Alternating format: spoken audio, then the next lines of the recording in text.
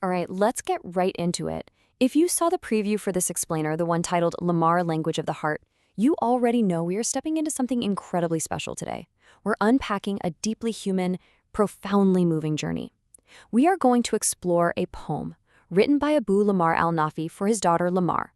And honestly, this isn't just some clinical look at a medical diagnosis. Not at all. We are going to dissect a father's raw, unfiltered emotional experience, capturing the absolute spiritual essence of his unconditional love. Okay, let's dive into this, because the quote you're seeing right now is literally the emotional anchor of this entire piece. I saw your presence drifting far away, distant, despite sitting right beside me. Just let the heavy weight of that sink in for a second. Imagine the physical closeness of your child, sitting right there in your arms, yet feeling this expanding, invisible distance between you two. It's this striking, heartbreaking paradox, right? Being so physically present, yet entirely communicatively distant. And it perfectly sets the stage for the profound mystery this father is about to face. But to really understand that distance, we need to dial back to the very beginning. Let's look at a radiant dawn and the joyful arrival. In the source text, Lamar's arrival is described as so much more than just a birth. The father calls it a radiant light and a full moon shining through the deepest dark of dawn. I mean, the guy is just overflowing with immense pride. He talks about rushing to share the joyful news with every companion he has, proudly proclaiming her name to the whole world. He's writing hymns of love, inscribing his deepest affection, and cradling her pure innocence. He literally says he built a verdant paradise out of his life's dreams. It's a picture of absolute, unblemished joy. However, that sacred bliss doesn't last. We shift now to the arrow of fate and a sudden shift. And this brilliantly illustrates the stark emotional contrast at the very core of this poem. We transition from this glowing joy of her birth, that verdant paradise and radiant dawn we just talked about, to an unexpected, devastating strike. After a long period of joy, the arrow of fate hits. The glowing light is abruptly replaced by a heartbreaking mystery, a deep, pervasive silence. And the transition? It isn't gradual at all in the father's emotional retelling. It feels sudden, it pierces his heart and completely upends the paradise he had built. Which leads to this completely agonized question. "O Lord, what is this mystery that has enveloped my daughter in deep, pervasive silence?"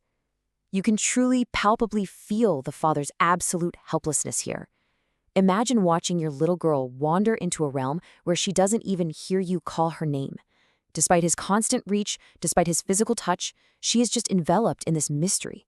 It's a powerful testament to the confusion and pure desperation any parent would feel in the face of an unexplained change in their child.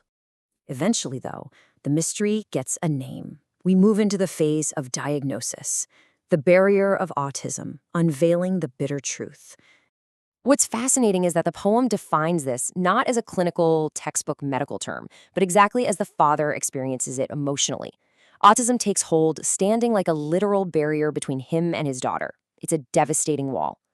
When this bitter truth finally unveils itself, he's left struggling. He's caught in this really painful limbo between the acute, sharp pain of the present reality and his deep, deep apprehensions about his little girl's future. But faced with this massive barrier, the father doesn't just give up. He sets out on exhausting paths of search, dealing with a heavy physical and emotional toll. Navigating the whole medical system took a profound toll on him, both physically and emotionally. He writes about roaming hospitals with a heartbroken spirit, dragging behind him 1,000 weary dreams. But honestly, perhaps the most striking detail is how he conceals his trembles. He is carrying this bleeding wound that no hands can heal. Yet he is actively repressing these massive waves of grief behind a calm, steady demeanor. The sheer strength it... Let's move to and see how this builds into a clear emotional journey.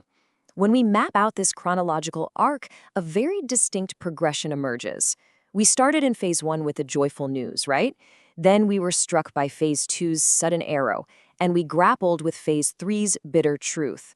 But the poem doesn't just end in despair. It actively shifts toward phase 4, the seeds of hope. The grief doesn't magically vanish, but it evolves. And that brings us to these unyielding seeds of hope, relying on the most merciful. Despite the darkness, he finds a way forward. He writes that he continues to plant seeds of hope across the horizon to dispel the pitch-black night. He finds his strength through intimate, really quiet moments of faith. His silent tears flow like fine silk through nights of humble imploring. He relies entirely on Allah, the most merciful, believing firmly that in him lies salvation for the helpless. It's this incredibly beautiful showcase of internal resilience that is totally fueled by unwavering faith. This internal resilience guides us straight to the emotional climax of our explainer today, the language of the heart, love transcending spoken words. The father declares that Lamar is still the very secret and spirit of life, a heartbeat dwelling in the innermost depth of their souls. His love stands incredibly firm and unbending. He fully acknowledges the lingering sorrow and the cruelty of a harsh era, yet he insists, without a doubt, she remains the most exquisite rose in his garden. He holds on to the fierce hope that when joy is decreed, it's going to revive his dry and barren landscape, just like the return of spring itself. His devotion is completely unyielding. Which brings us to this incredibly beautiful, unforgettable conclusion. Though you are absent from the world of spoken words, I meet you in the priceless language of the heart. It's a powerful, lingering reminder that real communication is so much more than just vocabulary. So as we wrap up this explainer, I want to leave you with a thought to reflect on. In your own life, how do you communicate your unconditional love to the people who matter most to you, especially when words simply aren't enough?